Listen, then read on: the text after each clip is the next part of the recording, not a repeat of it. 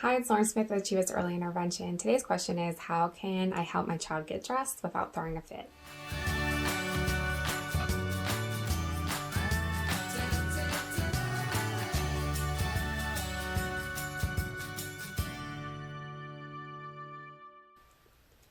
So there are a couple questions that I would want to ask before answering this question. One being, is changing clothes a part of your morning routine, or is this something you do prior to needing to leave the house or prior to getting a bath? I'd want to know, are there certain materials of clothing that seem to be more bothersome to your child than others? If that's something that you haven't paid attention to, that's something I would pay attention to. Also, too, does your child seem to do better with short sleeves versus long sleeves, shorts versus pants, or clothes with tags in it versus clothes that don't have tags? And then I want to know if the times that you are trying to get your child dressed, is their play being interrupted to be able to get dressed? If materials or where the clothes touch on the body seem to be a big issue for your child, we have therapists that kind of dig deeper into sensory needs to provide some tactile experiences for your child to help decrease sensitivity over time. Regardless if there is a sensory component or not for your child in terms of getting dressed, here are some strategies that hopefully will be helpful to you. One being having getting dressed a part of your morning routine. And this for a couple of reasons. There are some families that let their kids stay in their pajamas unless they are needing to leave the house to go somewhere, and they choose that as the time to get their child dressed to be able to get out of the door. Doing this poses a couple of different issues. I think one, your child doesn't know when to expect that this is coming.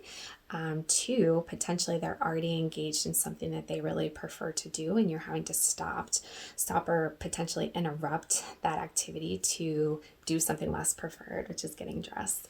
Also, too, you are kind of potentially adding on an extra stressor, because if getting dressed is already something that's frustrating, and then you're worried about having to get out of the door and get somewhere on time, this just might be a source of anxiety for you and your child. So doing this in the morning gives your child more experience. They are prepared because they start to learn when this activity is going to take place. And your child's already going to be dressed. So whether or not that you have to leave the house, they are already dressed, just in case you do.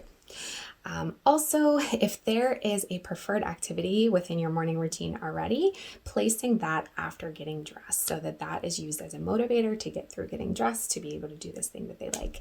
If there's not a preferred part of your morning routine, you can think about the things that your child enjoys to do and try to figure out a way to incorporate that into your morning routine. And again, I would use that as the motivator so that your child gets dressed first, and then this activity is next. Also, giving your child some choices within this activity can be really helpful too, because it helps give them a little bit of a sense of control. So whether you pick two shirts, so you have the ultimate choice, but they also feel a little in control by getting to choose one of the two things that you present them, or you can give them a choice if they want to change their shirt or their pants first. Make it into a game.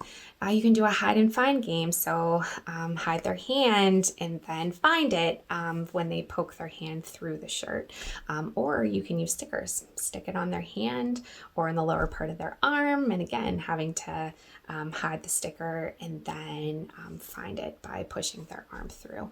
That can be fun too. Or sing a song about getting dressed. Focus on making it fun so that it helps you and your child keep it more positive and not fall into the habit of dreading this activity, because our kids can really sense our emotions as well. And that can just increase maybe their dread for the activity, or they could be using this as a way to get some negative attention from you if you are really showing a big emotion that this them not wanting to do this is a frustration to you. So hopefully I gave you some things to think about. Hope you guys have a good day, and we will see you next time. Thanks.